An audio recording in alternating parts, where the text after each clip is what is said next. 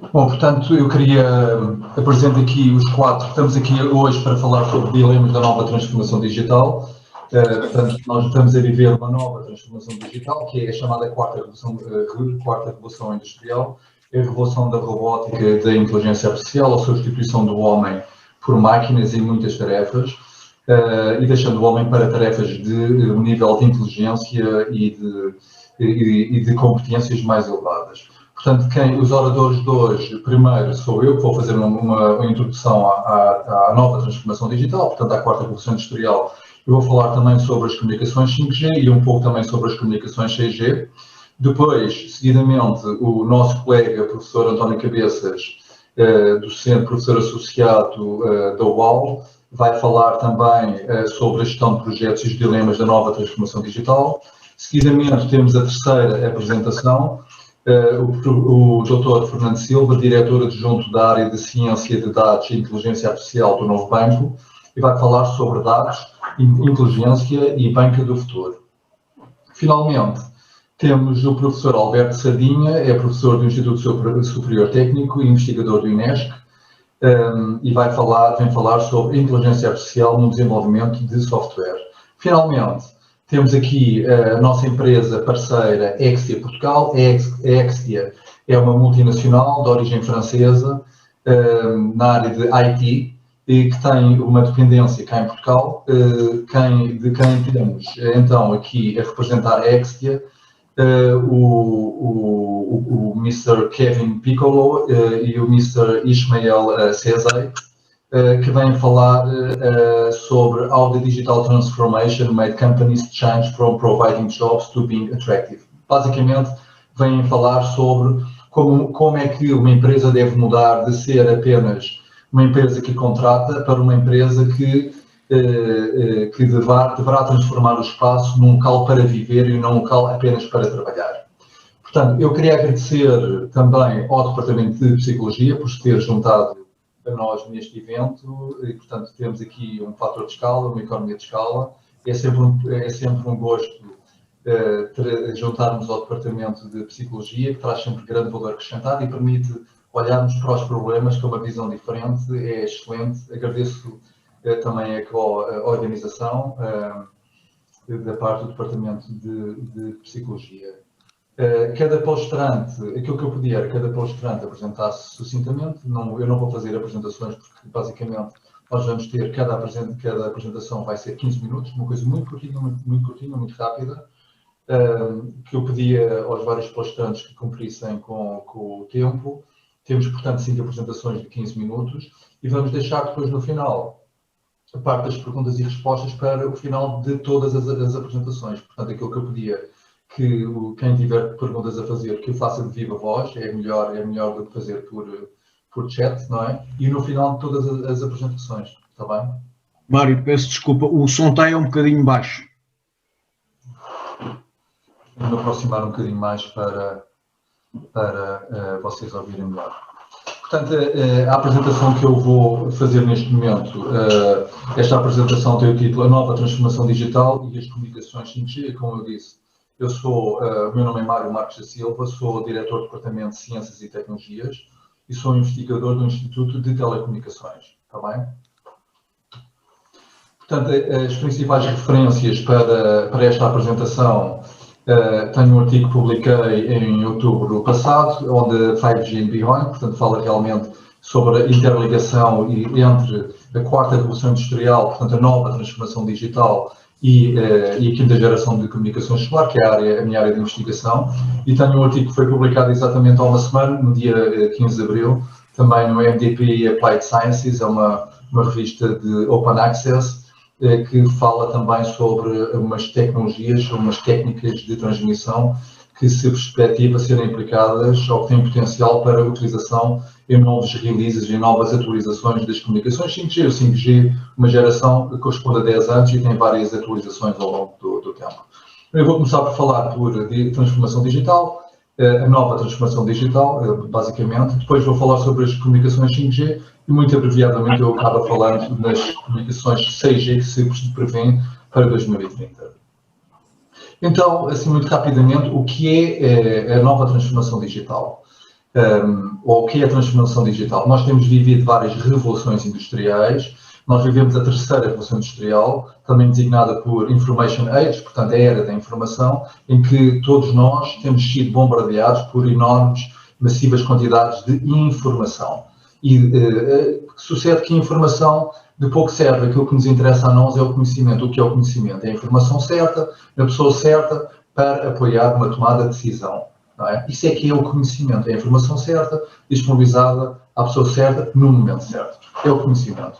E, portanto, nós vivemos a terceira revolução industrial, que foi a Information Age, a era da informação. Começou nos anos 40 com o aparecimento da eletrónica, depois, mais tarde, nos anos 80, com a eletrónica digital. Depois entramos na era do All over IP, todos nós temos telefones de voz sobre IP, nós em casa temos voz sobre IP, dados sobre IP, televisão sobre IP também é para lá que tendemos e, portanto, aliás, temos essas redes, essas plataformas novas e funciona tudo por cima de IP. Portanto, isto foi a era da terceira revolução industrial, são os computadores, não é? Os sistemas de informação e as tecnologias de informação. O que vem mudar muito o mundo mudou, muita gente dizia isto agora vai ser o caos, os empregos vão desaparecer, mas afinal não foi assim. Aquilo que aconteceu, houve aqui uma mudança de paradigma, efetivamente, foram requeridos ou foram exigidos competências de nível mais elevado por parte das pessoas, mas houve aqui, a terceira revolução industrial acabou por permitir uma melhor eficiência dos recursos. A quarta revolução industrial, que é aquilo que nós já estamos a viver neste momento, é a revolução da robótica, da inteligência artificial, do Big Data e da internet das coisas, as coisas a comunicar em vez das pessoas a comunicar, comunicações de máquina a máquina, o frigorífico faz compras online, a despensa, a torradeira, o store que abre e fecha, está ligado aos sensores, liga ao ar-condicionado, liga ao aquecimento central. Portanto, nós temos os carros a comunicar entre si, os carros que comunicam com os semáforos. Portanto, é a quarta revolução industrial, a substituição do homem por máquinas. E, portanto, nós temos aqui, aquilo que nós temos, aliás, a própria estratégia da União Europeia, já agora para referir, a estratégia da União Europeia para o Plano de Recuperação e Resiliência, aposta em dois grandes pilares, que é a transformação digital, esta nova transformação digital, e a transformação ecológica ou ambiental, não é? Passando pela transformação do carbono, portanto, a transformação dos combustíveis. E, portanto, a inteligência artificial vai nos originar que haja, entrarmos na era do conhecimento, em oposição à era da informação que nós vivemos agora. Portanto, a quarta revolução industrial basicamente é caracterizada pela massiva utilização de robôs, inteligência artificial, Big Data e internet das coisas. Vai permitir o quê? Vai permitir um melhor ou um mais eficiente uso dos recursos existentes no mundo. Não é? Aliás, quando falamos em ambiente, falamos em transformação digital, porque a transformação digital, por um lado, permite uma melhor utilização dos recursos, não é? Quando falamos em car sharing, se calhar temos menos carros a circular e, portanto, vamos poupar ambiente. E, por outro lado, estas são as tecnologias que nos permitem gerar as energias renováveis. Precisamos das tecnologias para isso, está bem? Portanto, a substituição do homem por robôs em muitas tarefas, não é? Alguns empregos vão desaparecer, outros vão aparecer. Muita gente diz que isto vai ser o caos. Existem estudos, muitos estudos, que indicam que não vai ser o caos. Indicam que vai haver muitos empregos, essencialmente da indústria e da agricultura, mas também dos serviços e do comércio, que vão ser substituídos por máquinas, mas vão aparecer outros e, portanto, vai ser requerido, e mesmo algumas decisões tendem a ser tomadas por máquinas, decisões rotineiras tendem a ser desempenhadas por máquinas, ficando o homem dedicado a competências de um nível mais elevado, nesta era do conhecimento, de onde mais elevado nível de competências são exigidos aos humanos, seja competências científicas, técnicas e humanas, seja o espírito crítico, inteligência emocional, pensamento abstrato, pensamento lógico, são aspectos que são cada vez mais importantes. Basicamente, muito rapidamente, as comunicações 5G são disruptivas porque vão relativamente às outras gerações anteriores, porque vão permitir comunicação máquina-máquina. Por exemplo, quando falamos em veículos autónomos, vamos ter veículos a comunicar entre si. E as comunicações 5G representam ou trazem um contributo essencial para a implementação da quarta revolução industrial. Portanto, temos a quarta revolução industrial e as comunicações 5G são diferentes de todas as outras, porque não é só uma maior velocidade e uma menor latência, é também um paradigma diferente na medida em que as coisas vão comunicar. Falamos em internet das coisas, significa as coisas a comunicar utilizando o protocolo IP. Por isso é que é a internet das coisas. Não é a comunicação das coisas, mas é a internet das coisas. Cada coisa vai ter um endereço IP e as coisas vão comunicar com o protocolo TCP/IP. Está bem? Portanto, falamos em quarta revolução industrial, falamos em a seguir de IoT, portanto, Internet of Things, falamos em 5G, velocidades muito mais elevadas, comunicação máquina-máquina em vez de comunicação pessoa-a-pessoa, falamos em Big Data e falamos em inteligência artificial e robótica. Basicamente, podemos olhar para um veículo autónomo, um robô. Um robô, o que é que faz? O robô tem inteligência artificial, tem que tomar decisões, mas movimenta-se. Basicamente, um veículo, o que é que faz? Faz a recolha da informação do ambiente que o rodeia, comunicando com os outros veículos e com os sensores que estão à volta, não é? Tem sensores para esse efeito, e, portanto, internet das coisas. Essa internet das coisas gera quantidades massivas de dados. Falamos em Big Data. Esse Big Data tem que gerar conhecimento. Como é que esse conhecimento é gerado? Não é pelo homem que vai olhar para esses dados, é pela inteligência artificial. Não é? É aí que se gera o conhecimento, a partir das enormes quantidades de dados. Gera-se inteligência artificial e essa inteligência artificial vai permitir que o robô, que neste caso é o veículo, não é? Que tem 4 rodas e um volante, evite colisões, chega ao destino, vá de um ponto A para um ponto B, evite colisões, vira à esquerda, vira à direita e toma a decisão de qual é a melhor rota. Quando falamos a Digital Transformation, a nova transformação digital, falamos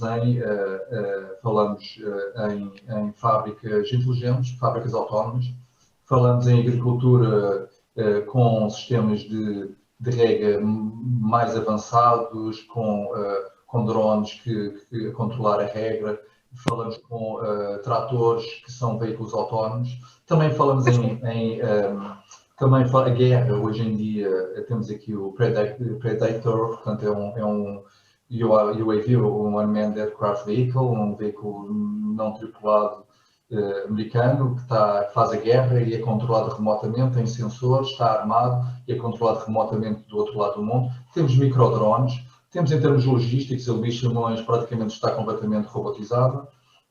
Temos a Luís Simões que recebe o futuro da logística, passa por caminhões que são veículos autónomos, que chegam a um centro logístico tipo Luís Simões. A Luís Simões, neste momento, internamente recebe caminhões com laranjas de um lado e de manteiga do outro, e depois vai carregar um caminhão que vai para o Pingo Doce da Rua de Santa Marta, não há, mas vamos imaginar que há um Pingo Doce. E, portanto, esse carregamento é feito, tudo neste momento é completamente robotizado. São robôs que carregam, que vão buscar às entradas e carregam um caminhão de saída para ir para um Pingo Doce, por exemplo. E, portanto, tudo isso é feito de forma automatizada. Falamos também em smart houses, também casas inteligentes, como eu já disse, os stores que abrem e fecham, ar-condicionado, a torradeira, falamos do frigorífico que faz compras ou dispensa, vai fazer compras online, portanto isto tem um conjunto de vantagens, nomeadamente até para pessoas deficientes. Falamos em smart cities, portanto que controla toda a distribuição de água, eletricidade, telecomunicações, esgotos, tudo controlado através de internet das coisas e de inteligência artificial. Falamos também em aconselhamento médico e da área do direito, em que se pode saber que existe uma base de dados, existe uma aprendizagem, algoritmos de aprendizagem, que sabem quais são as estratégias que obtiveram o melhor resultado. E falamos de veículos autónomos, falamos em investigação científica. Nós temos aqui a vacina do Covid, que já foi desenvolvida muito em grande parte. Isto vai acelerar muito o processo e os timings de investigação, nomeadamente para novos fármacos e novas vacinas. A inteligência artificial é determinante. Okay? Naturalmente que nem tudo é bom, temos depois alguns problemas. Falamos eu tenho um relógio que é um smartwatch, não é? E, portanto, ele está a medir as pulsações, sabe onde é que eu ando, eu estive a correr há bocado, sabe quando é que eu corri, quantas pulsações é que eu tive, etc. Sabe tudo sobre mim e manda isto tudo para a cloud. E falamos também, portanto, quando falamos em tecnologia, falamos em maior dependência de tecnologia, falamos em maiores vulnerabilidades também, não é? Porque imaginem que alguém ganha o controle de um veículo autónomo e pode utilizar esse veículo autónomo para executar um ataque contra alguém. E, portanto, por outro lado, falamos em novas ameaças, novas oportunidades, novas ameaças, mas também falamos em novas soluções de cibersegurança, porque os algoritmos de inteligência artificial também permitem uma maior inteligência dos ataques. Portanto, muito rapidamente, os empregos estão a mudar. Existe um emprego da OCDE sobre a quarta revolução industrial que diz que vai afetar essencialmente a indústria e a agricultura, mas também os serviços e o comércio, e que os jovens irão ser mais afetados, as pessoas com menos experiência são aqueles que são mais afetados, aqueles que já têm uma maior expertise são aqueles que têm menos risco. Por outro lado, existem áreas como a criação e manutenção, administração de tecnologias, inteligência criativa, manipulação organizacional ou inteligência social, são áreas que vão continuar a ter emprego e mais emprego ainda do que aquele que existia. E, finalmente, aquilo que diz este estudo da OCDE, nem todos os empregos vão desaparecer, alguns vão ser criados e espera-se que a empregabilidade vai continuar a aumentar. Só para dizer, a inteligência artificial, os dados é o petróleo do século XXI e os dados, o aumento dos dados, o aumento da capacidade de processamento são dois fatores que permitiram o desenvolvimento da inteligência artificial. A nova geração de inteligência artificial, muito rapidamente, leva em linha de conta não apenas uma tomada de decisão com base em entradas, mas também, digamos, a inteligência artificial versão 2 vai levar em linha de conta também aspectos como as consequências das decisões. Portanto, vai pensar se eu tomar esta decisão, qual é que será a consequência para as pessoas e, portanto, levando em linha de conta aspectos como altruísmo e empatia que foram determinantes na prosperidade dos humanos. As comunicações 5G, não temos muito tempo, mas basicamente nós temos aqui vários casos de uso. Temos aqui a tradicional comunicações celulares, que é o NS Mobile Broadband. Vamos ter comunicações mais rápidas, que as comunicações fazem-se através de uma estação de base, comunicações mais rápidas e com uma latência mais baixa, mas temos também aqui dois novos casos de uso, por exemplo, que se chama Massive Machine Type Communications, que apoia, por exemplo, bilhões de dispositivos que existem numa Smart City ou Smart Logistics e, portanto, permite a interligação de dispositivos que transmitem de forma muito esporádica e com potências muito baixas. Portanto, o 5G traz um valor acrescentado, portanto, desta forma para a quarta revolução industrial e diferencia-se de todas as gerações anteriores. Temos também depois um outro caso de uso que se chama Ultra Reliable Communications, que vai apoiar reliable, quer dizer, ultra fiável, com latency de muito baixo atraso. Permite, por exemplo, já fizeste há muito tempo. Não é.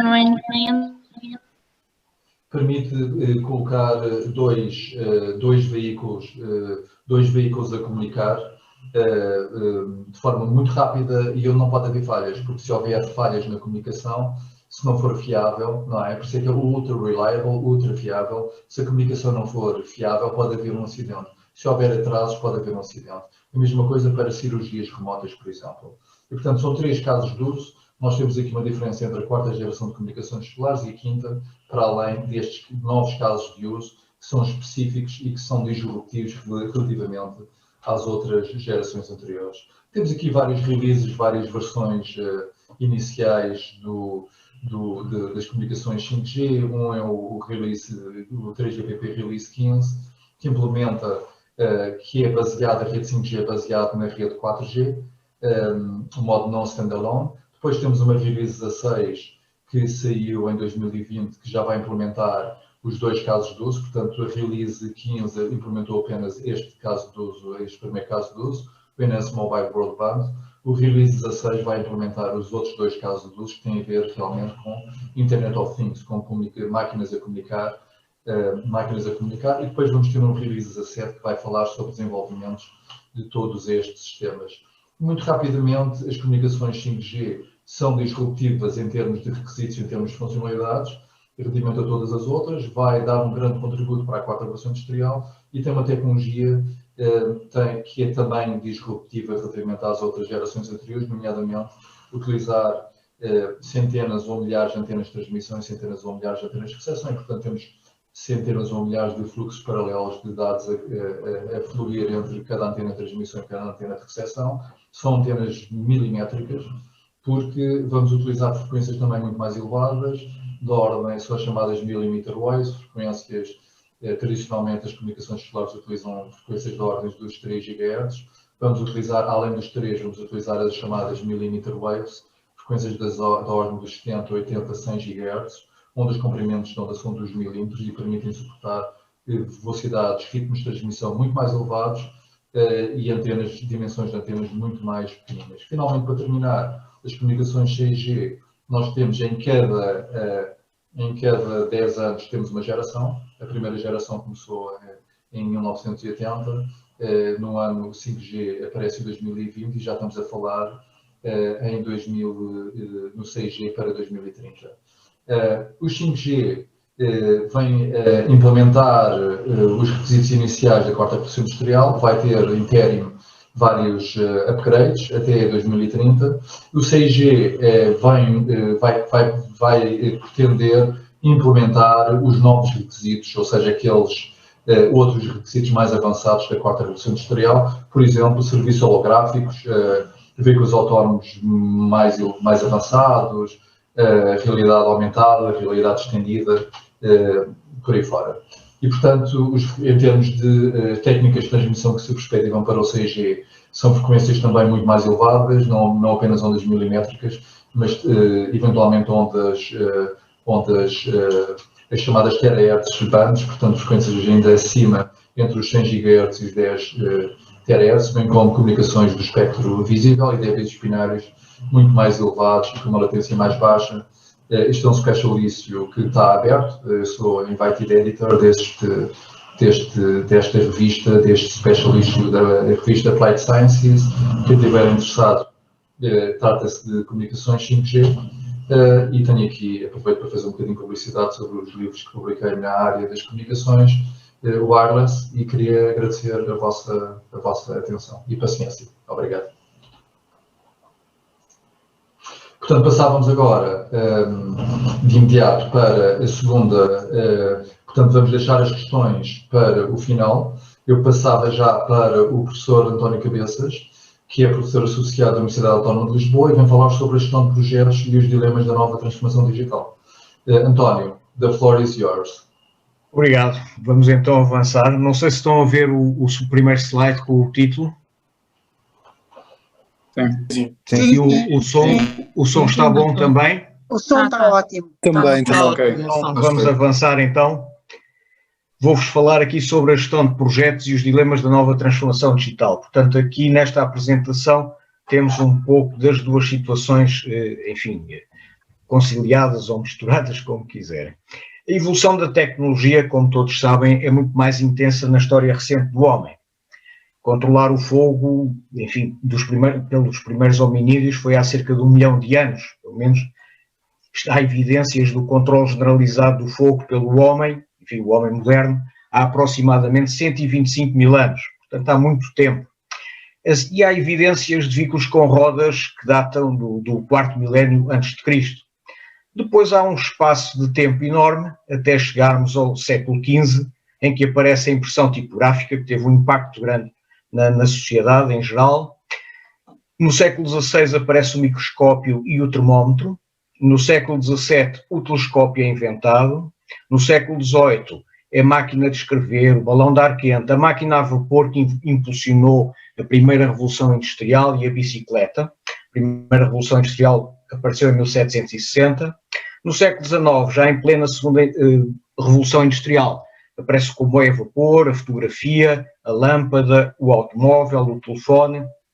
No século XX aparece a terceira Revolução Industrial em 1960, com o aparecimento do computador e do telemóvel. Enfim, e depois o computador mais tarde começou-se a generalizar através da microcomputação e o uso do telemóvel, que hoje todos temos um telemóvel, acho que já não há ninguém que não tenha telemóvel. E aparece a quarta Revolução Industrial em 1990 e é essa que está em curso. E num processo de evolução, muitas vezes há que dar um passo atrás para dar dois à frente. Reparem, o exemplo do evento do avião. O homem sempre sonhou em voar. Se tivesse desistido aos primeiros acidentes que ocorreram, das primeiras experiências de voo, certamente hoje não haveria aviões. Portanto, às vezes é importante haver alguma persistência, aprender também com os erros e corrigi-los para poder evoluir e avançar. Portanto, o homem nunca perdeu o sonho de conseguir voar e hoje voa-se, e, portanto, com um nível de risco bastante razoável face àquilo que era expectável há muito poucos anos atrás. Nas várias questões que se colocam face ao recente avanço da tecnologia, obviamente surge-nos aqui uma questão fundamental, que é como é que se determina se as inovações resultantes da nova transformação digital serão verdadeiramente úteis e se trazem valor acrescentado. E esta questão aqui de valor acrescentado vai-nos acompanhar aqui muito nesta apresentação. Há que identificar e quantificar riscos, positivos e negativos, resultantes da introdução de inovações, resultantes das novas tecnologias, para se decidir de forma consciente e equilibrada o avanço dos projetos. Portanto, há que perceber que os projetos só devem avançar se efetivamente trouxerem tal valor acrescentado. Há novas tecnologias a aparecer, como os robôs com inteligência artificial, que estão a ser aperfeiçoados, mas infelizmente nem sempre tudo corre bem. Este é um exemplo prático. O Fábio, um simpático computador fabricado por uma empresa japonesa chamada SoftBanks Robotics, foi contratado por um supermercado na Escócia para ajudar os clientes a encontrar os produtos nas prateleiras, para ser simpático e inclusivamente poder ter algum nível de conversa e até dar alguns abraços cumprimentando efusivamente os clientes. Qual foi o resultado disto? O Fábio foi o primeiro robô da história a ser despedido. É que as pessoas não gostaram muito dos abraços, acharam a voz do robô um bocadinho irritante e obviamente isto tem que ser um processo de evolução, porque este robô Fábio obviamente continua a ser fabricado e tem vindo, a empresa produtora tem vindo a melhorá-lo no sentido de ele se tornar mais atrativo ou mais apelativo para o humano. Portanto, este foi o primeiro robô a ser despedido na história. Os projetos, como sabem, é o que impulsiona as empresas e a economia em geral, porque os projetos são o que nos permite inovar e são, obviamente, agentes de mudança. Só para ter aqui um dado concreto, cerca de 40% do PIB mundial é gerado por projetos bem-sucedidos. Mas atenção, a inovação é fundamental. Muitas empresas desapareceram ao longo do tempo porque não inovaram e não evoluíram. Veja-se o caso da Kodak. A Kodak era uma empresa de fotografia tradicional, não aderiu à fotografia digital e, por não ter evoluído, não se adequou à realidade, acabou por falir. Da lista original das 500 melhores empresas da revista Fortune em 1955, por incrível que pareça, hoje apenas cerca de 70% das empresas, dessas 500 empresas, permanecem ativas.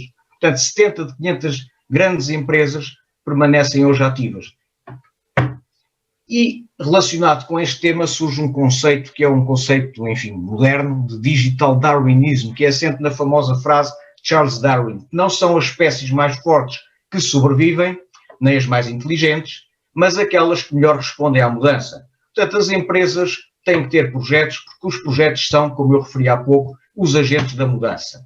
E um projeto o que é? Um projeto, por definição, do PMBOK, que é o Project Management Book of Knowledge, Body of Knowledge, aliás, é um empreendimento temporário com o objetivo de criar um produto ou serviço único. Portanto, um projeto tem estas duas características. É feito num determinado período de tempo, pré-determinado, e tem o objetivo de criar algo que é único ou novo. E há aqui uma ideia às vezes errada na nossa sociedade, que a gestão de projetos é recente ou é algo recente, mas não é verdade. A gestão de projetos existe desde que o homem começou a construir de uma forma organizada E existem evidências de preocupações com prazos, custos e qualidade em construções nas civilizações antigas e em todos os continentes. Veja-se, por exemplo, o caso das estradas romanas. As pontes romanas tinham que ter um determinado nível de qualidade, porque não era pressuposto que as pontes viessem a cair ao fim de algum tempo. Ainda algumas, como todos sabem, existem nos dias de hoje, portanto, tal a qualidade com que foram construídas. A muralha da China, as estátuas da Ilha da Páscoa, as pirâmides do Egito, etc. Imensas construções que sabemos hoje existiam efetivamente preocupações, ou que os seus promotores desses mesmos projetos teriam preocupações com prazos, custos e qualidade. Frederick Taylor, do século XIX, inovou no sentido de aplicar o raciocínio científico ao trabalho, e ele conseguiu demonstrar que a mão de obra pode ser analisada e aperfeiçoada. Aumentou a produtividade a nível industrial, obviamente estamos a falar aqui ao nível já da segunda Revolução Industrial, aumentou a produtividade através da organização dos processos de trabalho e também através da formação profissional. Isto parece estranho, mas na realidade, no século XIX, este aspecto da formação profissional começou a ser levado de facto a sério a partir, enfim, destes estudos e das propostas do Frederick Taylor nas empresas industriais. Harry Gantt, que trabalhou com o Frederick Taylor, desenvolveu técnicas de planeamento e de controle, utilizando aquilo que todos hoje conhecemos como gráficos de Gantt. E é consensual considerar que é na década de 50 do século XX que se inicia a era moderna da gestão de projetos com o PERT-CPM. Depois, em 67, aparece o International Project Management Association na Europa, um organismo preocupado com questões ligadas à gestão de projetos e à otimização de processos, no sentido de os projetos poderem ter maior sucesso. Aparece 2 anos depois nos Estados Unidos o Project Management Institute, também com a mesma preocupação, que em 1981 emite um documento que é importantíssimo na área da gestão de projetos, que é o A Guide to the Project Management Body of Knowledge, conhecido por PMBOK, que eu referi há pouco quando dei aquela definição do que é um projeto. Depois aparece em 2007, já muito recentemente, o PM Square, que é o Open Project Management Methodology da União Europeia, aplicável a projetos da União Europeia. Em 2012 é criada a primeira norma internacional ISO 21500 e em 2020 foi substituída pela nova ISO 21502. Portanto, do ponto de vista organizativo, na componente mais documental, obviamente a gestão de projetos é algo muito recente, mas já existia, como vimos no passado, nas antigas civilizações em todo o mundo. O PMI, Project Management Institute, em 2018, fez um estudo onde, em que concluiu que, apesar da evolução verificada nesta área, cerca de 50% dos projetos falham essencialmente por problemas de comunicação, planeamentos deficientes ou inexistentes e definição de prazos irrealistas. Portanto, os problemas de comunicação, planeamentos deficientes e prazos irrealistas contribuem para que 50% dos projetos falhem. E também é muito importante referir esta frase que é muito conhecida, que é: um objetivo sem um plano é apenas um desejo. Portanto, é muito importante termos um plano, fazermos planeamento para conseguir concretizar um determinado objetivo. E neste aspecto, a perspectiva de todos os profissionais de gestão de projetos é que a introdução das novas tecnologias digitais contribuirá para melhorar a qualidade de gestão e vai ajudar muito no desenvolvimento dos novos projetos. Este senhor, que é o senhor Arnold Kerzner, colocou uma questão durante uma entrevista que realizou uma revista americana, que apenas se obtém valor com um projeto quando este adiciona algo positivo e significativo ao negócio. E a questão é: mas quantos projetos adicionam valor? Nós podemos até ir mais longe e perguntar se um projeto não acrescentar valor ao negócio, à sociedade e também ao ambiente, será que é um projeto útil? O GPM Global, Green Project Management Global, considera que estamos a evoluir do modelo tradicional chamado Triple Constraint. Quem está mais familiarizado com a gestão de projetos conhece bem este triângulo, tem o tempo, custo e âmbito, e nós costumamos dizer que um projeto que cumpre com o prazo, que cumpre com o orçamento, ou seja, o prazo de tempo, o orçamento, custo, que foram acordados e que conseguiu realizar o âmbito que foi solicitado ou que era pretendido por esse projeto, será um projeto que, à partida, terá qualidade. Portanto, a qualidade será o cumprimento destas 3 variáveis. O GPM Global propõe algo mais profundo, mais complexo, adiciona para além do tempo, custo e âmbito a questão da performance, os aspectos ligados ao risco, ao valor e aos benefícios que o próprio projeto traz. Ou seja, como é óbvio perceber através deste modelo, a avaliação se um projeto ou não tem qualidade é muito mais abrangente do que simplesmente o cumprimento do tempo, custo e âmbito. Também consideram, neste caso o GPM Global, o aparecimento das questões sociais, das questões económicas, das questões ligadas aos processos e produtos e também ao ambiente. Reparem, os aspectos sociais obviamente estão relacionados a pessoas, a questão do ambiente tem a ver com uma preocupação com o planeta e a questão da economia na lógica daquilo que nós todos pretendemos que é a prosperidade. E aparecem aqui 5 P's, reparem, pessoas, planeta, prosperidade, processos e produtos, que são os 5 P's do GPM Global. Qual é o nosso perfil? Nossa sociedade hoje assenta num processo de globalização, não vale a pena estar aqui a falar o que é globalização, porque todos nós já sabemos, mas num planeta cujos recursos são limitados, o que obviamente origina uma maior preocupação com a sustentabilidade. Os projetos, para além de contribuírem para satisfazer as necessidades económicas dos seus interessados, também devem contribuir para melhorar o meio ambiente e para a sociedade com processos e produtos que tenham valor acrescentado. A questão ambiental tem que ser vista também de uma forma muito mais séria do que tem sido vista até hoje. Já existem organizações preocupadas, mas ainda se calhar é pouco. Porquê? O nosso planeta é limitado e o Global Footprint Network, que tem um site na internet, podem pesquisar por GFN, calcula que para mantermos o atual padrão de consumo global de recursos do planeta, teremos que ter mais de 1,5 planeta Terra. Ou seja, nós estamos a consumir mais recursos do que aquilo que o nosso próprio planeta produz. Isso pode não ser um problema já, mas vai certamente ser um problema no futuro se não se fizer nada para evitar. O PMI Pulse of Profession 2019, o PMI Pulse of Profession é um documento, é uma brochura que o Project Management Institute atualmente produz. Em 2019 refere que está a verificar-se uma maior procura pela tecnologia aplicada na gestão de projetos. E nesse estudo foi efetuado em conjunto com a Pricewaterhouse, com um inquérito efetuado a CEOs de vários países, de empresas de vários países. 85% dos inquiridos consideram que a inteligência artificial irá mudar significativamente a forma de fazer negócios nos próximos 5 anos e salienta a importância da utilização das novas tecnologias digitais nos novos projetos.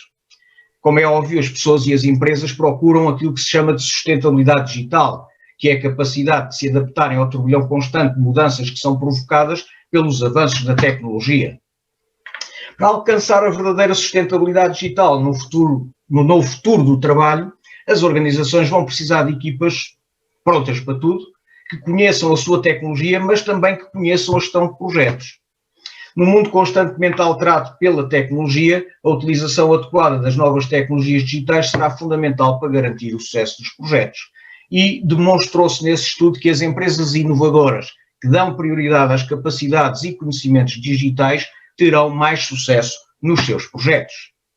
O Sr. Klaus Schwab, que é o presidente do Fórum Económico Mundial, World Economic Forum, considera que na quarta revolução industrial, ele é o pai desta ideia da quarta revolução industrial, pelo menos é reconhecido como tal, ele diz que as mudanças são tão profundas que na perspectiva da história da humanidade nunca houve um momento tão potencialmente promissor ou perigoso. E também a quarta revolução, e considera que a quarta revolução industrial distingue-se das anteriores revoluções por 3 características principais. A sua velocidade, a rapidez com que acontece, a amplitude e profundidade, porque tem impacto em tudo, até na área da sociologia e da própria psicologia também, e o impacto sistémico que tem na perspectiva da sua aplicabilidade, enfim, dos impactos que tem em todo o sistema, em termos globais. Vivemos então uma nova realidade com uma mudança sistemática e profunda. E temos aqui exemplos recentes de empresas que ajudam a ilustrar este facto. Vejam bem, a Uber é a maior empresa de táxis do mundo e não possui sequer um único veículo. O Facebook é proprietário de média e não cria nenhum conteúdo. O Alibaba, site de vendas mais valioso, trabalha sem estoques, não tem estoques. O Airbnb é o site de oferta de hospedagem talvez mais conhecido, não é proprietário de qualquer imóvel. Portanto, são bons exemplos para ilustrar esta nova realidade. E também a utilização das novas tecnologias no teletrabalho já permite que um número significativo de colaboradores na área dos serviços possa trabalhar em casa, também permite a formação à distância. Por exemplo, nós estamos agora aqui com uma ferramenta de comunicação digital a conseguir fazer uma conferência para todos. E, como exemplo, afim para ilustrar esta questão, nesta era Covid-19, 63% das empresas com equipas em teletrabalho, com a redução dos tempos de viagem, dos horários mais flexíveis e também da adoção de ferramentas colaborativas digitais, alcançaram ganhos de produtividade durante o terceiro trimestre de 2020. Isto é um estudo feito pela Capgemini Research Institute, portanto não é um estudo que não tenha credibilidade. No futuro, as empresas devem encontrar um equilíbrio entre o trabalho remoto e presencial, eliminando alguns riscos negativos que estão inerentes a esta forma de trabalho. Alguns dos riscos negativos estão associados ao aspecto psicológico, mas isso é uma questão que, no fim, poderemos falar um pouco sobre ela, se assim entenderem. Hoje, um gestor de projetos já consegue gerir projetos à distância, porque utiliza ferramentas de apoio à gestão de projetos e também sistemas de videoconferência, enfim, que são uma ajuda preciosa nesta área. Na indústria, a robótica inteligente também já é possível, é uma realidade que permite executar muitas tarefas sem necessidade da presença física dos trabalhadores. Na saúde, os exames de imagem já podem ser diagnosticados online, a intervenção cirúrgica pode ser apoiada por sistemas robóticos e aqui a questão do 5G, no aspecto de poderem ser feitas intervenções remotas, será obviamente muito importante. Estão em curso também projetos para a criação de próteses computarizadas, comandadas pelo cérebro humano e para a produção de órgãos artificiais inteligentes. Isto pode ser uma mais-valia enquanto humanos.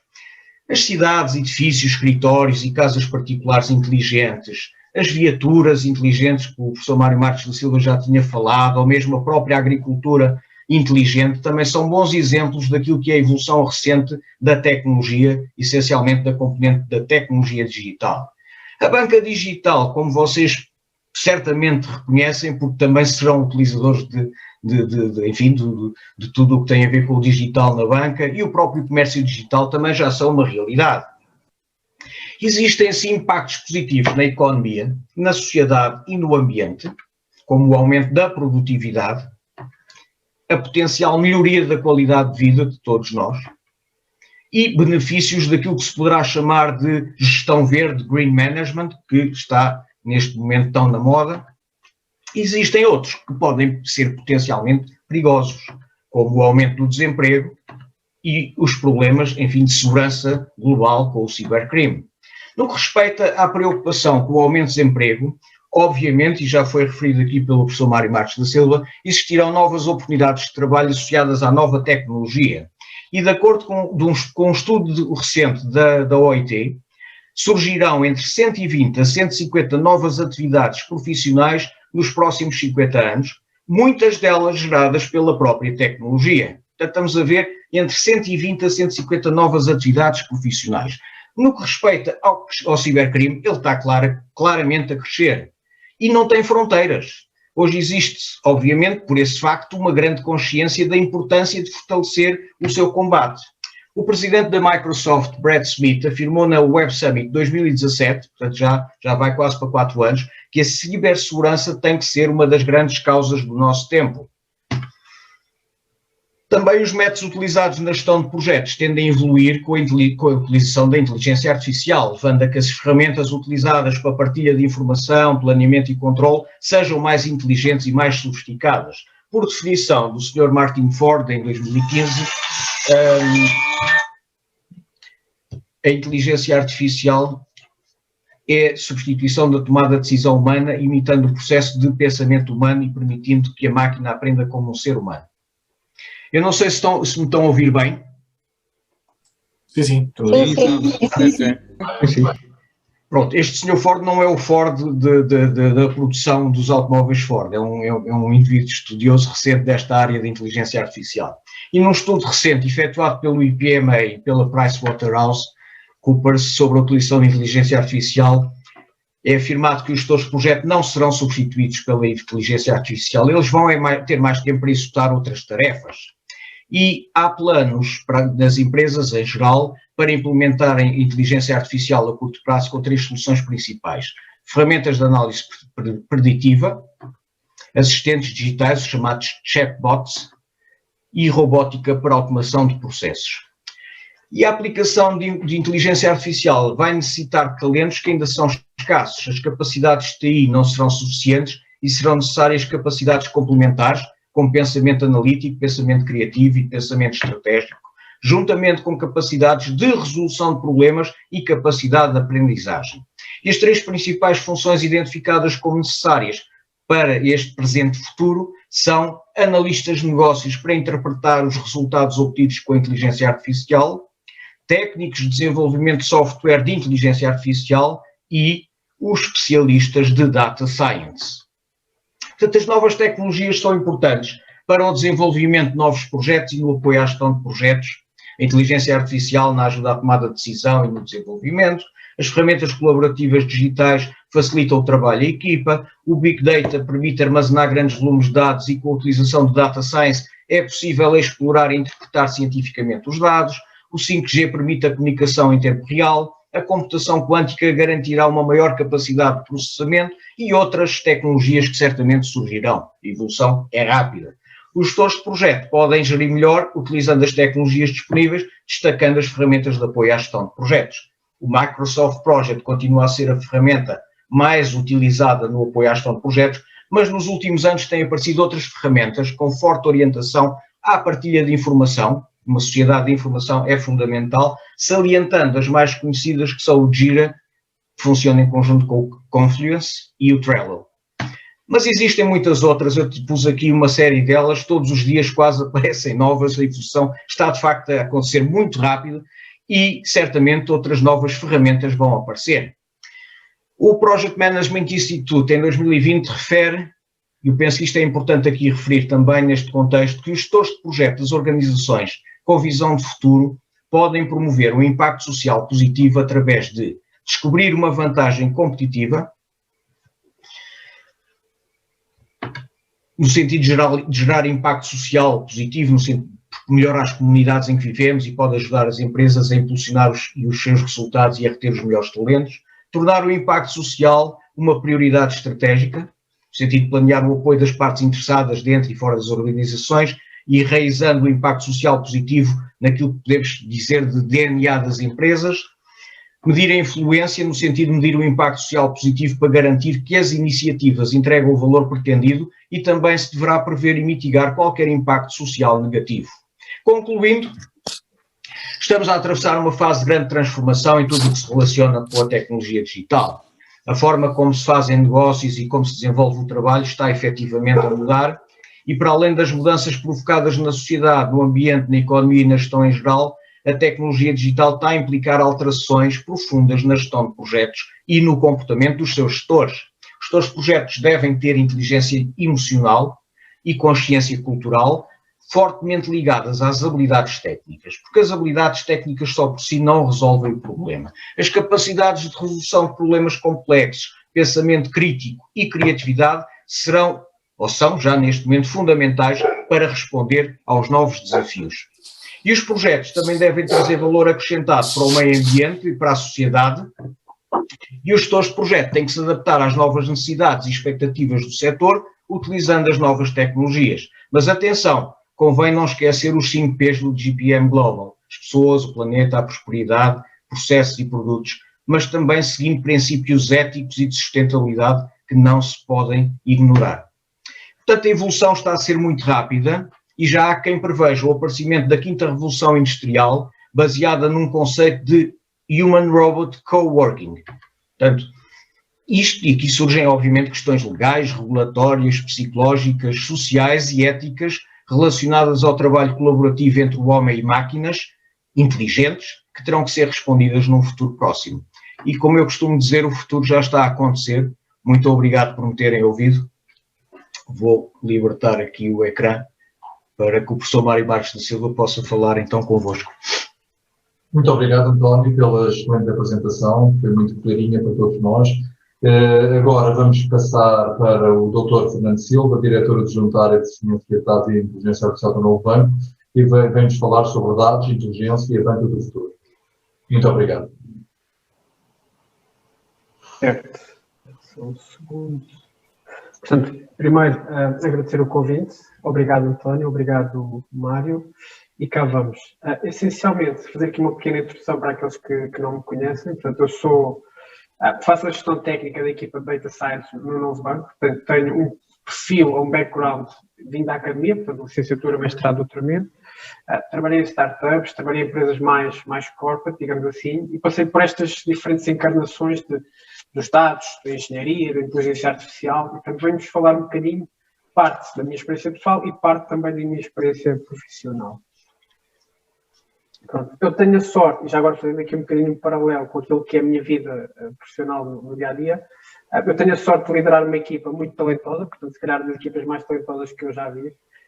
O Novo Banco não é só o que aparece nas notícias, é também as pessoas boas que lá trabalham. E neste momento há um bocadinho aquela ideia de que os bancos normalmente são entidades velhas, com tecnologia velha, tecnologia ultrapassada. Aqui é radicalmente o oposto. Portanto, nós somos um bocadinho quase uma startup dentro de uma organização mais antiga e temos tecnologia literalmente de 2021. Portanto, para dizer que temos pessoas muito boas, com tecnologia muito boa, e para quem for mais curioso do ponto de vista tecnológico, estamos à distância de um e-mail ou de um telefonema.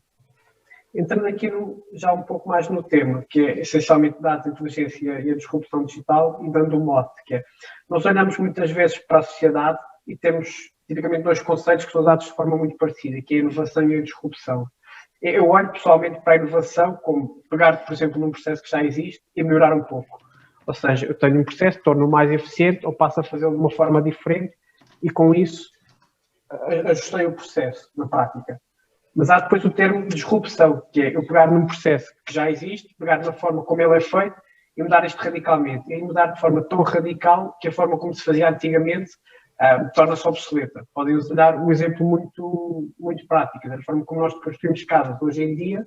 Se olharmos 100, 200, 300 anos para trás, não tem nada a ver do ponto de vista da engenharia. E, portanto, se tivéssemos de fazer essa comparação, a forma como nós construímos casas hoje em dia é muito disruptiva em relação à forma como se fazia, por exemplo, há 100 anos.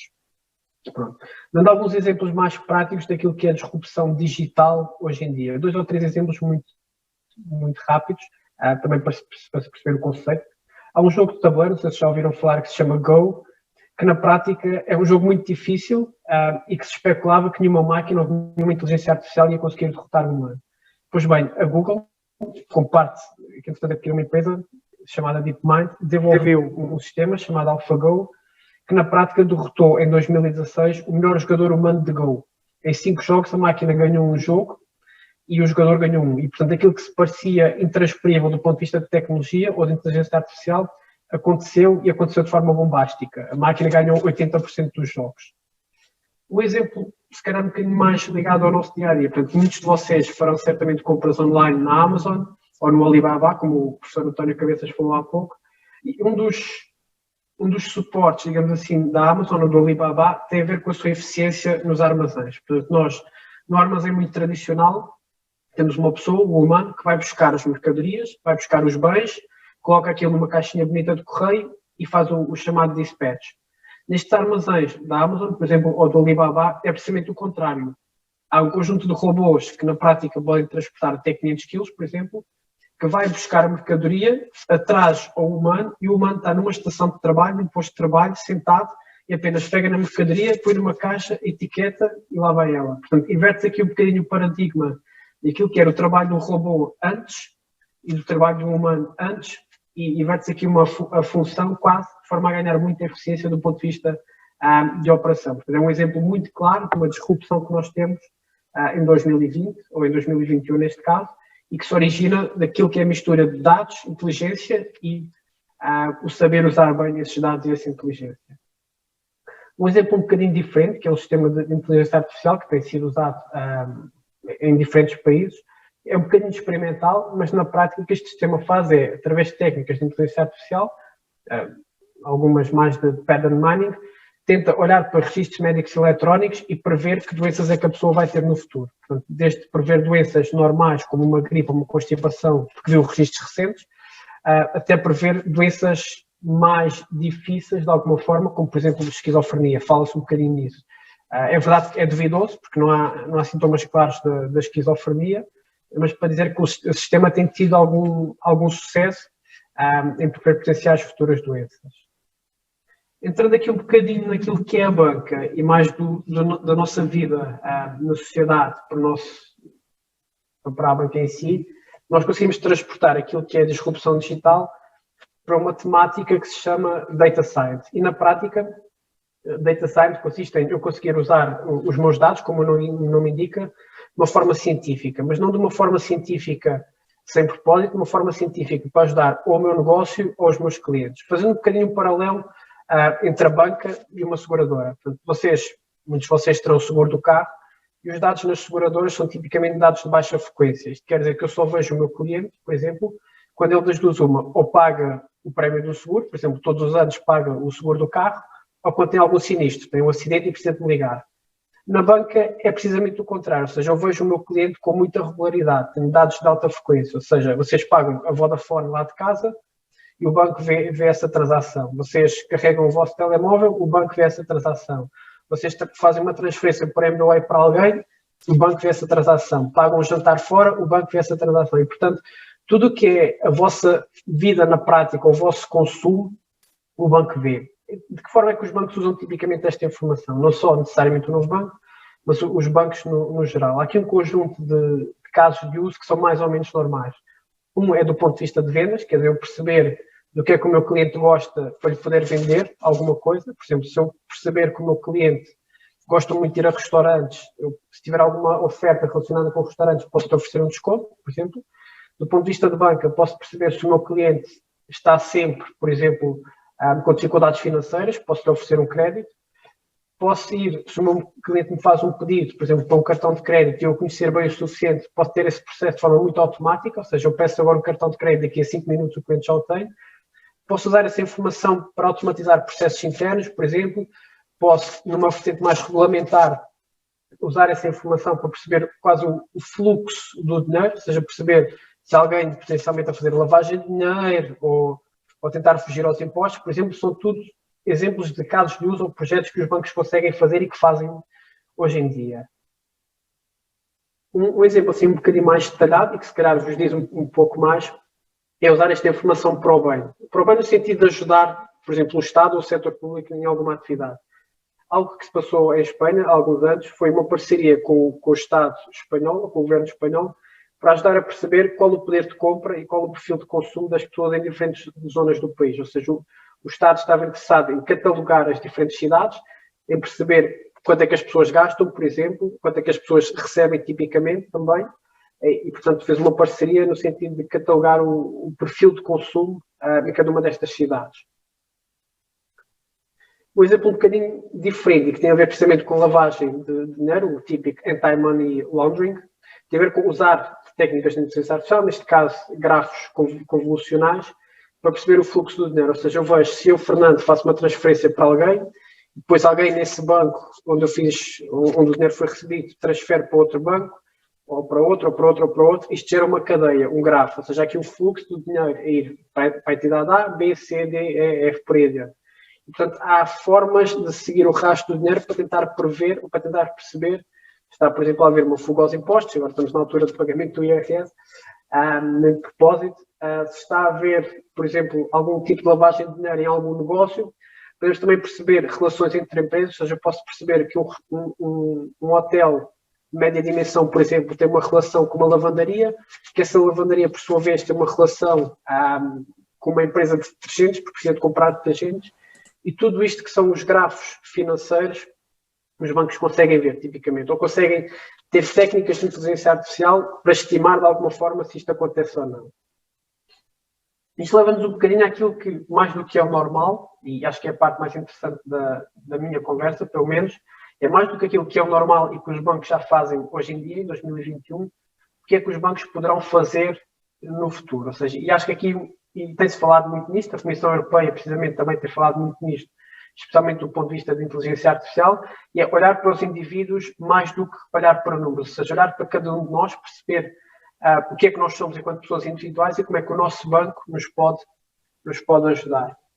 Desse ponto de vista, vou mostrar aqui dois casos de uso do novo banco, muito rapidamente, e um deles tem a ver precisamente com o impacto da pandemia. Ou seja, uma das coisas que nós fizemos recentemente, desde que começou a pandemia, na verdade, foi tentar perceber a situação das nossas pessoas ou dos nossos clientes. Que eu percebo que uma pessoa como nós trabalha num certo sítio, essa empresa pode começar a passar por dificuldades financeiras, pode ter quebras de rendimento, pode começar a despedir pessoas e é preciso ajudar as pessoas que, por exemplo, vão ser despedidas ou que vão perder parte do seu salário.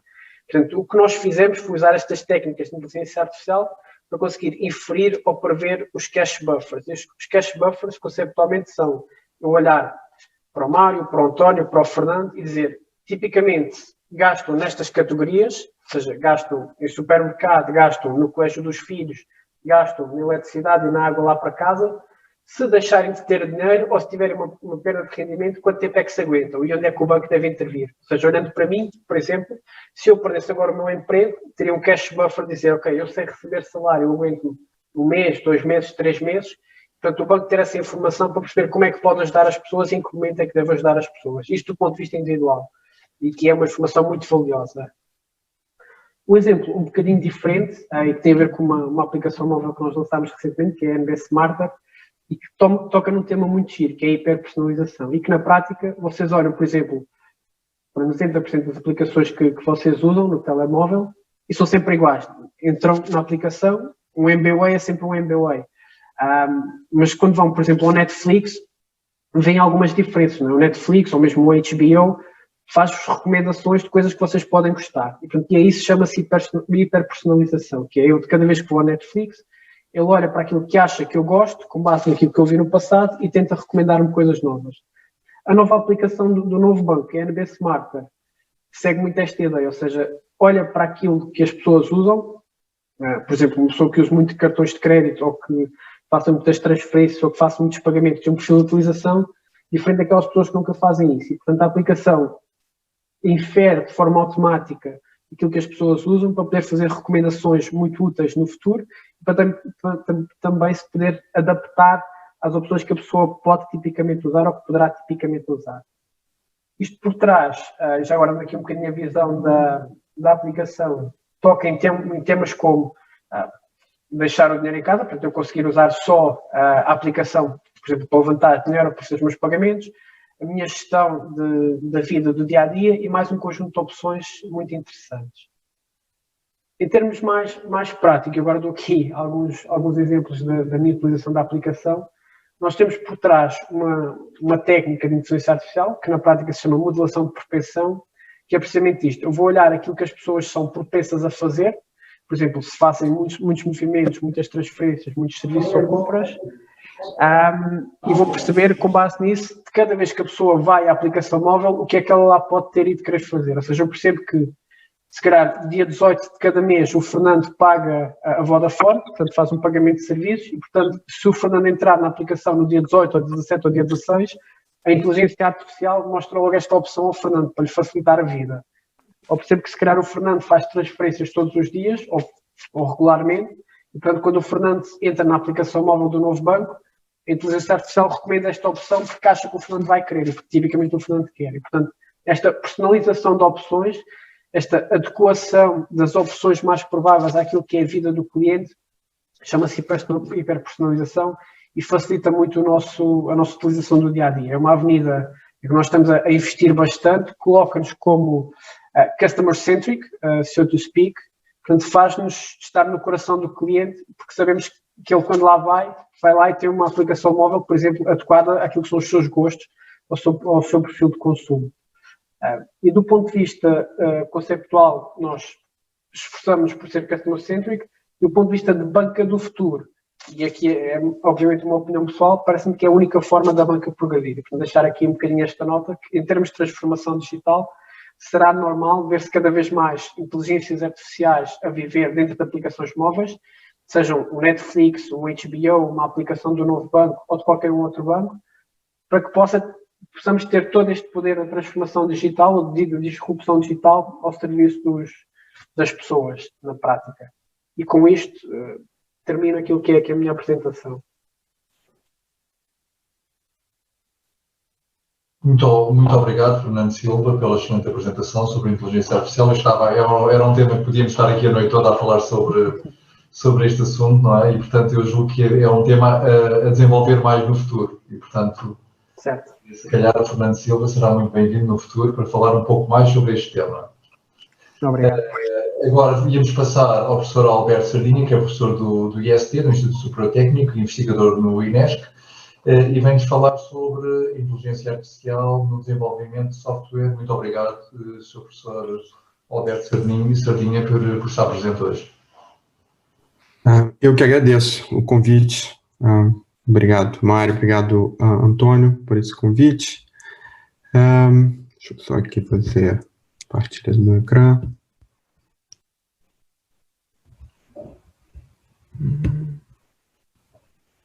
Espera aí que eu consigo ver aqui, que está no caminho. Já está. Muito bem. Pronto. Então, eu venho aqui falar um pouco sobre a inteligência artificial e o desenvolvimento de software. A agenda tem 3 pontos. Vou começar primeiro falando um pouquinho sobre engenharia de software, só para contextualizar a questão do desenvolvimento de software. Depois vou falar um pouco sobre a inteligência artificial, a IA, e depois a combinação dos dois.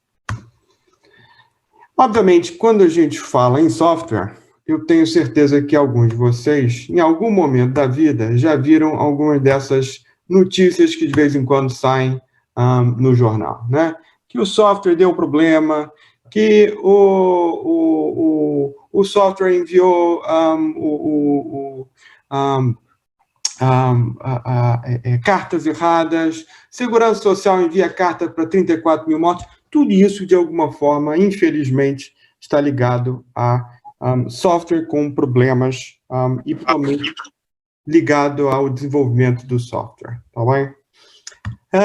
Obviamente que eu aqui vou usar aqui um pouco de um relatório de um grupo chamado Standish Group, que eles já há muitos anos que eles criam relatórios sobre projetos de tecnologia de informação, e o foco deles é exatamente nas falhas e possíveis melhoramentos nos projetos de tecnologia de informação. Né? E se você for olhar para um dos relatórios recentes, é interessante ver que uma série de fatores que eles consideram como fatores que podem falhar são ligados a desenvolvimento de software. Coisas do tipo requisitos incompletos, os utilizadores não estarem de alguma forma envolvidos no processo de desenvolvimento, a falta de planeamento, etc, etc. Tá? E, obviamente, quando você olha também para os fatores de sucesso, também são importantes para a gente perceber, obviamente que também ali estão muito ligados, de novo, à parte de desenvolvimento de software, principalmente ligada à parte de software. Né?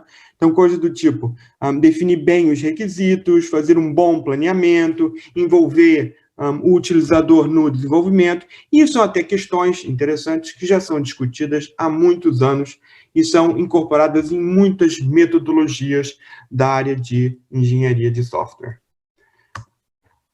Obviamente que, quando a gente fala em engenharia de software, é importante que definir bem o que é a engenharia de software. Né? A engenharia de software é uma disciplina de engenharia que se preocupa com todos os aspectos da produção de software. Então, vai desde a definição do problema, que muitas vezes a gente chama de, na hora que a gente define os requisitos do software, até o desenvolvimento, quer dizer, passando pela modelação, passando pelo desenvolvimento, e depois até se preocupando com a parte de teste e depois a manutenção do software. Então, todas essas etapas, tipicamente, são subproblemas que a engenharia de software tenta resolver e que lida.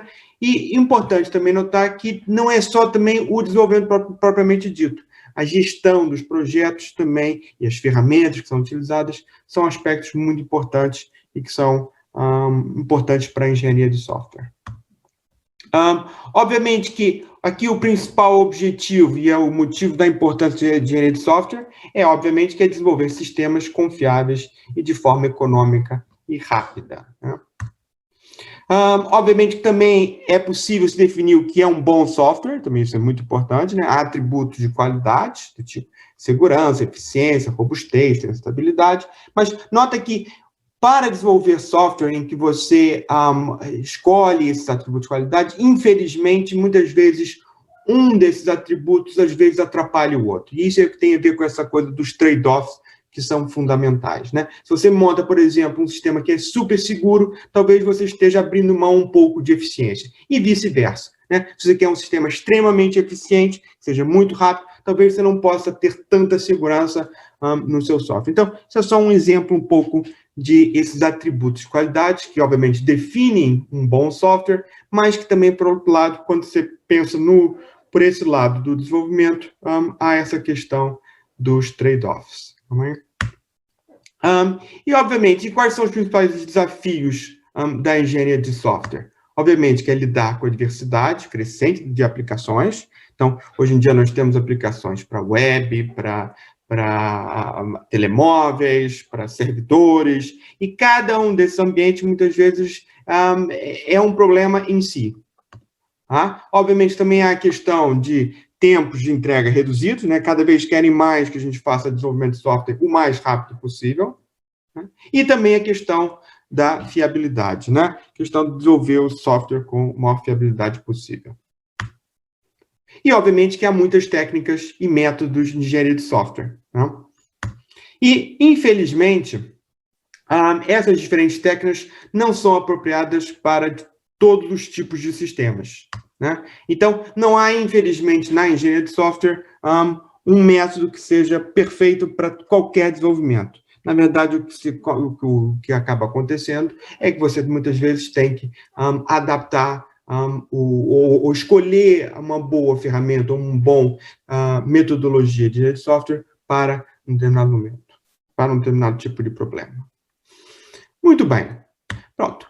Falando, agora que eu dei uma contextualização sobre o que é a engenharia de software, agora eu vou passar aqui para a inteligência artificial e também tentar contextualizar.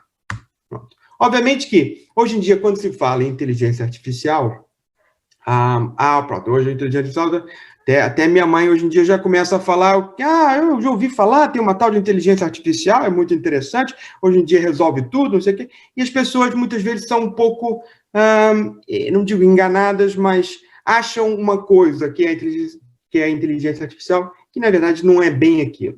Então, isso é por isso que eu quero tentar contextualizar. E pronto, isso aqui é a minha opinião, eu acho que as pessoas às vezes são muito influenciadas do que é inteligência artificial, muito pelos filmes que já, né, de ficção científica, que as pessoas viram. Então, por exemplo, aqui o clássico, que é o filme do Matrix, né, em que você tinha aqueles humanos presos dentro de uma simulação, essa simulação foi criada por umas máquinas inteligentes, e, obviamente, que esses humanos estavam ali presos lá dentro, sem poder sair dessa simulação, e, obviamente, a história toda em volta aqui de um grupo, que é o Neo e os seus amigos, que tentam justamente salvar os humanos desse ambiente, né, simulado, né? E nota que, como simulado, eu quero dizer que, na verdade, os humanos, na verdade, eles estão sendo usados basicamente aqui para serem fontes de energia para esse sistema, né?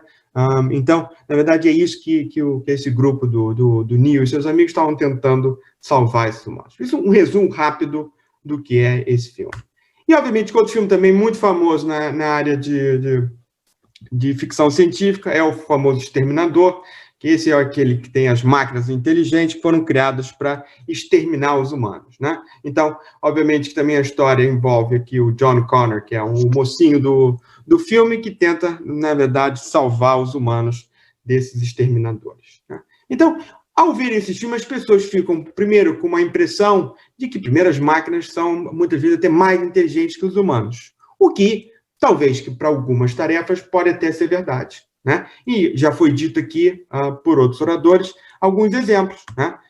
Um dos exemplos, talvez, mais antigos é, por exemplo, o exemplo da máquina da IBM, chamada Deep Blue, que conseguiu vencer um dos mestres de xadrez, chamado Garry Kasparov, e conseguiu bater ele no jogo de xadrez, né? O outro exemplo que já foi referido é o exemplo da máquina da inteligência artificial chamada AlphaGo, né, que conseguiu aqui bater o famoso Lee Sedol no jogo de Go, né? Também temos exemplos de vários robôs, e aqui, por exemplo, robôs, esses são os robôs famosos que existem hoje em dia, que são os robôs da Boston Dynamics, que também fazem várias coisas. Há vários vídeos, por exemplo, no YouTube, que você consegue ver esses robôs fazendo uma série de tarefas interessantes, né? Um mais parecido com o humano, outro mais parecido com o cão. Também vemos a inteligência artificial, por exemplo, nos carros que conseguem dirigir por conta própria, né, os self-driving cars, né? Também vemos uma série de gadgets, digamos assim, né, de aparelhos domésticos, por exemplo, na nossa casa, que estão usando inteligência artificial, uns que, por exemplo, conseguem limpar a nossa casa, outros que falam com a gente e nos ajudam em tarefas do dia a dia. Pronto, mas aí depois vem aquela pergunta, bom, tá bem, uma coisa é o que se calhar as pessoas pensam, outra coisa é se calhar o que eu vejo, mas o que então é mesmo a inteligência artificial? Pronto. Então, a gente vai beber dos grandes sábios da área de inteligência artificial. Então, se você for, por exemplo, num livro clássico de IA, que é o livro do Russell e Norvig, você vai ver ali que, na verdade, eles dizem que há várias definições de inteligência artificial. Desde sistemas que pensam como humanos, até sistemas que pensam racionalmente, sistemas que escolhem ações como humanos e sistemas que escolhem ações racionalmente, né? No meu caso, quando eu penso em inteligência artificial, e é o que a maioria das pessoas que trabalham mesmo com inteligência artificial, a definição mais, considerada assim, a mais consensual, é quando você pensa em sistemas que escolhem ações racionalmente, né? E a racionalidade aqui é fundamental, porque nós ainda não conseguimos, na inteligência artificial, lidar muito com a falta de racionalidade ou a criatividade, tá bem? Que é uma coisa que, por exemplo, o ser humano faz muito bem. E, obviamente, que dentro da área de inteligência artificial, há aqui uma série de sub-áreas importantes, né? Que vão desde a parte de aprendizagem, né, a parte de processamento de língua natural, e coisas como robótica, planeamento, visão e etc. Tá? Então, há aqui também uma série de especialidades. Muitas vezes as pessoas, quando dizem que trabalham em IA, na verdade, elas trabalham numa dessas áreas específicas ou num grupo de áreas específicas, tá bem? Pronto, e agora vamos então pensar como é que essa parte de inteligência artificial eventualmente pode ajudar no desenvolvimento de software. Porque nós vimos que, sim, há uma série de problemas com a engenharia de software, né? Não que não haja uma série de soluções, mas a pergunta aqui é, será que a inteligência artificial e a engenharia de software podem se unir para poder melhorar esse problema do desenvolvimento de software? Né? Então, nós estamos aqui atrás da sinergia entre a inteligência artificial e a engenharia de software. Obviamente que aqui, uma primeira coisa que uma pessoa pode pensar é, há aqui uma contradição, né? Por quê? A IA serve para automatizar operações por meio de máquinas inteligentes. Então, o que muitas dessas técnicas de IA fazem é otimizar, encontrar padrões, etc. Né? Enquanto que a engenharia de software é uma atividade criativa que envolve conhecimento intensivo. Né? Então, aqui a questão da engenharia de software é importante que quando a gente desenvolve software, a gente não consegue não tirar o elemento da criatividade. Né? Só que, como é que então a gente poderia combinar os dois? Obviamente que esse processo criativo que é feito pelo humano pode muitas vezes ser apoiado pelas máquinas inteligentes, né? E é isso, e é por aí, digamos assim, que, pelo menos na minha visão, a inteligência artificial pode contribuir para o desenvolvimento de software. Pronto. E aqui eu vou colocar aqui só alguns exemplos, obviamente que isso aqui não é extensivo, né? Só alguns exemplos de algumas vantagens que a IA poderia trazer e já há casos reais, obviamente, de técnicas já sendo usadas no desenvolvimento de software. Então, por exemplo, para análise de problema, que é uma das primeiras etapas do desenvolvimento de software, né? Pode-se utilizar, por exemplo, para fazer previsão de sucesso ou risco no desenvolvimento, né? Tentar prever se aquele projeto de software, em termos de desenvolvimento, vai ter sucesso ou não, né? Ou então, descobrir, por exemplo, requisitos a partir de uma base de dados externas, para que esses requisitos possam ser reutilizados, né? Também é outra questão também central na área de desenvolvimento de software, porque nota que um bom, e a gente viu isso numa das primeiras, nos primeiros slides, é que um bom software, um fator de sucesso é você, na verdade, fazer uma boa especificação dos requisitos, né? Obviamente que, como tudo na vida, há limitações, né? A análise do problema propriamente dito ainda tem que ser feito pelo humano, né? Porque as máquinas ainda não conseguem ter a mesma capacidade de analisar o problema como o humano. No planeamento e na gestão do projeto, que também é uma outra etapa importante, né? Um outro componente importante no desenvolvimento. Obviamente que a IA aqui pode contribuir por exemplo, ajudando na previsão dos custos e da duração do projeto, a atribuição ótima das tarefas, encontrar erros em documentos e permitir uma comunicação eficiente entre, por exemplo, a equipa de desenvolvimento de software. Obviamente que, como tudo na vida, temos aqui de novo as limitações, coisas do tipo a definição do manual do algoritmo adequado para cada problema e também a incapacidade de lidar com a capacidade criativa, né? Que a IA, obviamente, que não consegue lidar bem com isso. E também, no desenvolvimento propriamente dito, a IA pode contribuir com coisas do tipo o uso do processamento de linguagem natural para a documentação do código, ajudar nas rotinas de codificação automática e nas rotinas automáticas de depuração e melhoria, né? De novo, lidando aqui, as limitações são um pouco parecidas com a anterior, que é a questão do processo criativo e a definição do algoritmo adequado para cada problema. Pronto. Para finalizar, a mensagem que eu quero passar aqui é que a inteligência artificial tem feito grandes avanços, e isso é muito positivo. Não é à toa que a gente vê muitas coisas que tem IA na nossa volta, né? Tanto em casa, como no trabalho, como nos nossos carros, né? Em particular para o desenvolvimento de software, né?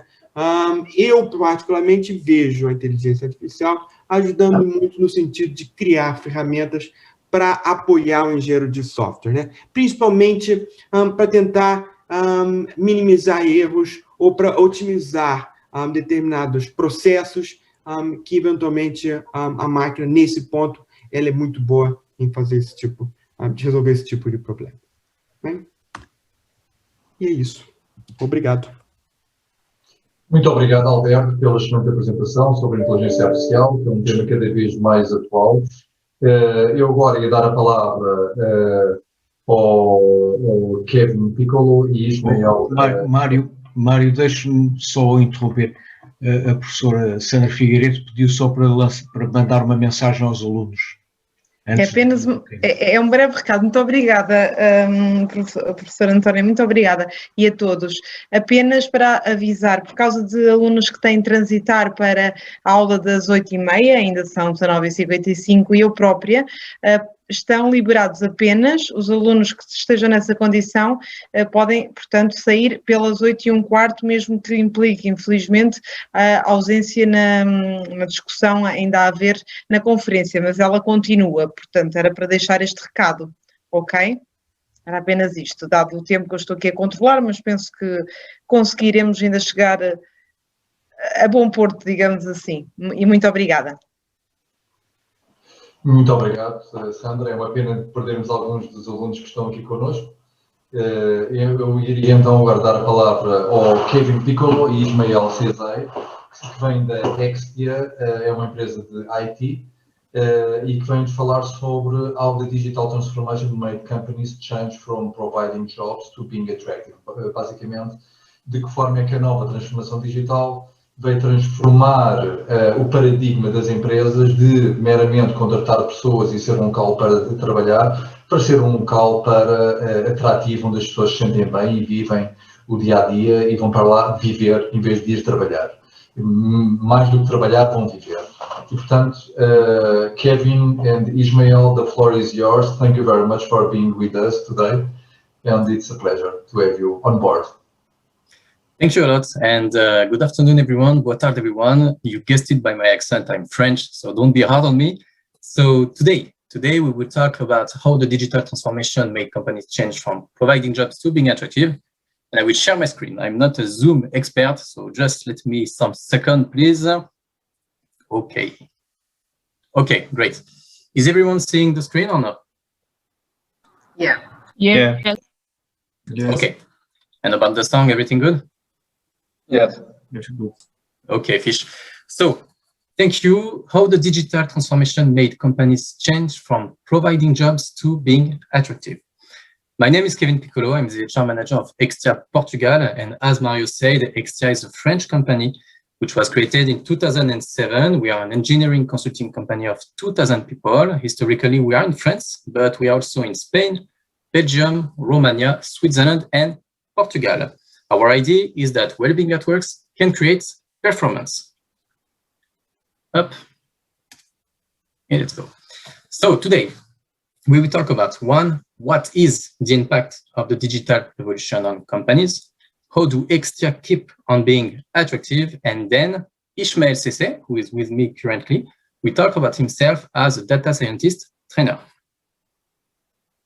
So what is the impact of digital revolution on companies?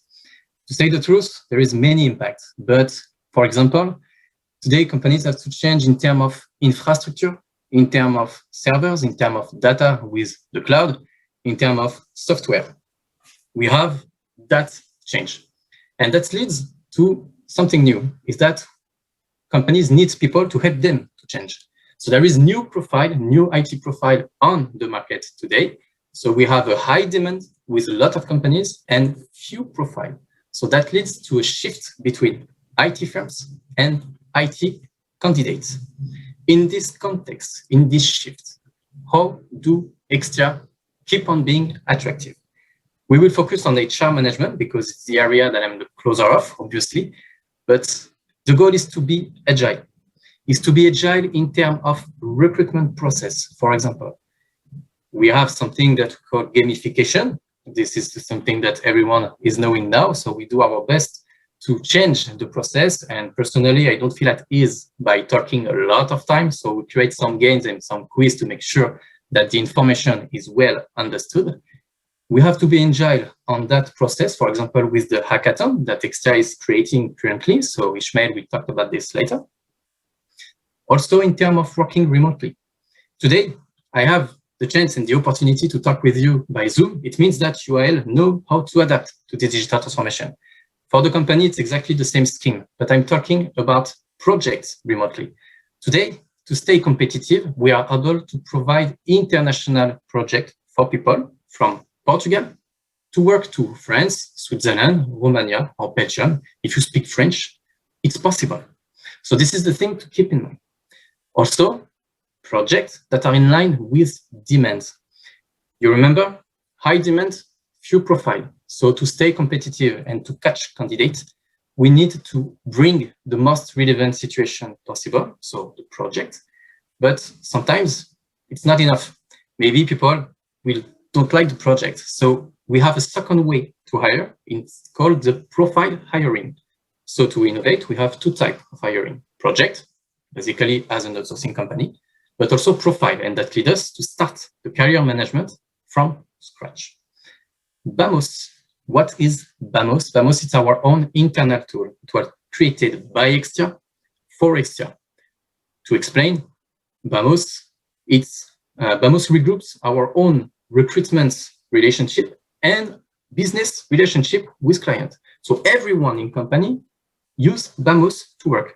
But Bamos Life is something that we give and that we have the opportunity to create to allow all the Extians to have access to Meetup. The goal is to be agile in terms of training. lot of meetups. Recently, we have one student of UL, Christina Schwetz, who took his first meetup in terms of PHP. It was organized and it was scheduled on Vamos Live. And thanks to this, we have people from Romania or from Spain that are able to connect directly to this platform and to see the meeting of Christina. And those items can create a great place to work.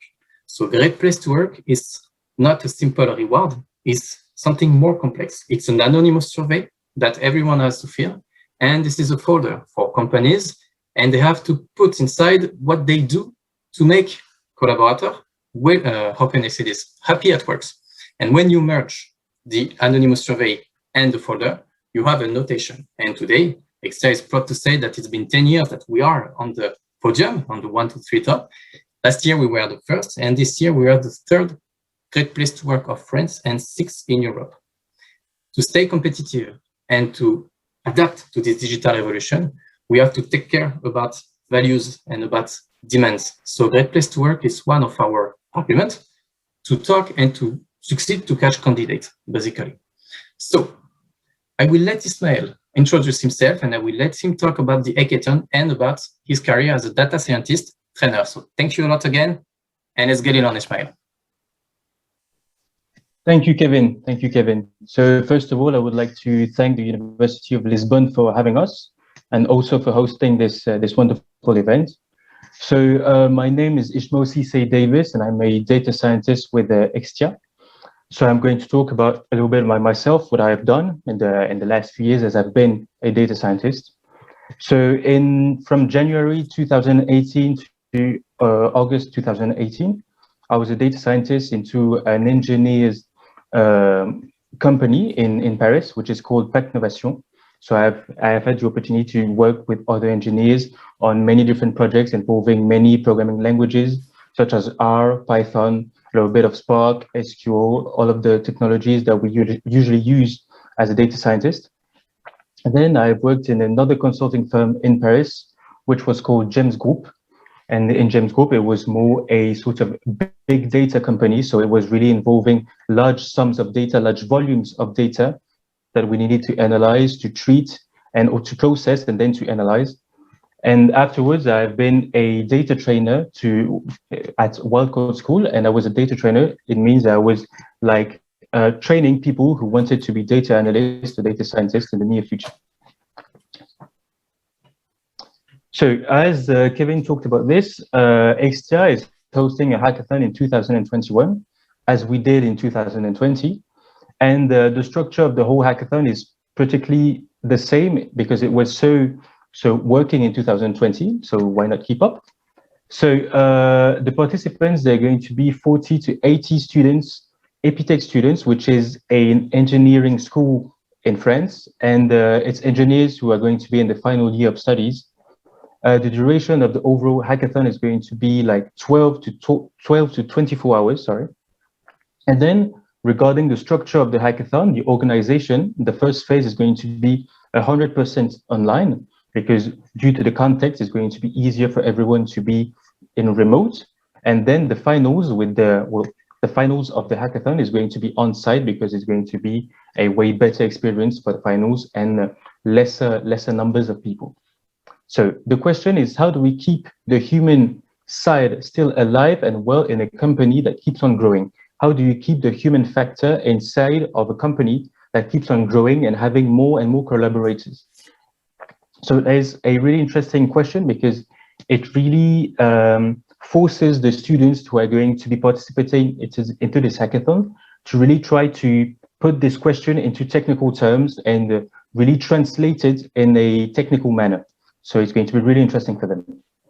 And also, as you may know how a hackathon is made, there's going to be like entertainment in a way and workshops and rewards. So as for the workshops, there's going to be agility workshops, design thinking, and also interventions from professionals who are going to come by and talk about what they do as IT consultants in their everyday life, trying to teach students like what they could aspire to be, what they could be, what they could do in the near future.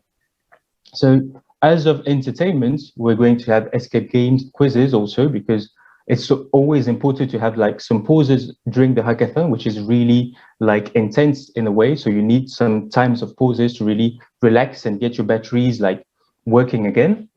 And then also you need rewards for the winners because they're working so hard. You need a reward. It's pretty logical. So there's going to be a trip in Europe for the winners, and there's also going to be electric scooters because it's pretty practical, and we have to think about the environment for sure. So I'm going to detail a bit my experience as a data trainer because I think it would be useful for all of the students that are watching this presentation.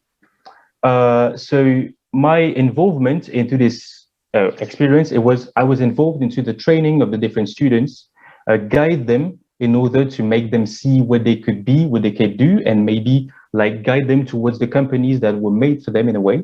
And also it was to fit their needs, to answer the questions, the issues that they may have, and the questions that they may have on the overall IT world, or more specifically on the data scientist like work. So during this experience, I've had the opportunity to really have the feedback from the students who had questions about the whole IT world, the IT consultant world.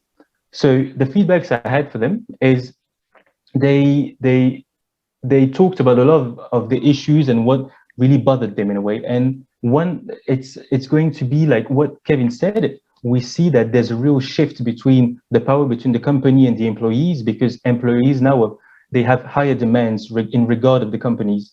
So as I heard, they want to have purpose in a company. It means that they want to work for someone who has a vision, who has a direction in which they are going, like maybe centered on the environment, or maybe on helping others, or maybe in having a technological environment that is really interesting for the employee. They also look for a cozy and friendly work environment. As we talked about this just earlier, you have, as a company, you have to organize hackathons, you have to organize events that are going to keep your employees really interested and in love with your company. It's really important in 2021. They also search for a good balance of professionalism, diversity, and proper mentoring, because it means that if you go into a company, now you want to be guided. You need to have a mentor who is going to teach you things, the good habits, the things you shouldn't do as a data scientist or as an IT consultant. And you want to see like real diversity and professionalism into your company too. That makes sense. And also one point that is really interesting that I heard from the students is like they really wanted to develop their skills via certifications that allow them to have a real proof of their involvement on a specified certification and to really like work their craft, being better at a particular skill. So those were the main points that the students talked to me about. And I think it's important for me to share them with you because you may have the same issues, the same questions, and you really shouldn't have to worry about those questions. It's pretty logical to have them as you're just a student for the moment, but as you will grow as an IT consultant, you will find all of those answers in your companies or as you will gain experience in the near future. So thank you very much for listening to us. Thank you for your attention. Thank you a lot, Ismael. And if I can say something more, previously, Mr. Antonio Cabezas talked about Darwinism. And it's true, it's completely true, because before employers could choose their candidate, and today candidates can't choose their employers. So the game is that if we're not adapting, game over. Thank you a lot for your attention. So thank you very much. Thank you very much, Kevin. Kevin and Ismael for these very useful presentations. Now I give the floors to, eu agora passo a palavra à audiência para iniciarmos uma fase de perguntas e respostas, que eu julgo que é uma parte também muito interessante, termos aqui um debate aqui sobre tudo aquilo sobre os temas que foram apresentados e portanto estamos abertos. Aquilo que se pedia era que as perguntas, eu vou parar a gravação, portanto vou finalizar a gravação, aquilo que eu pedi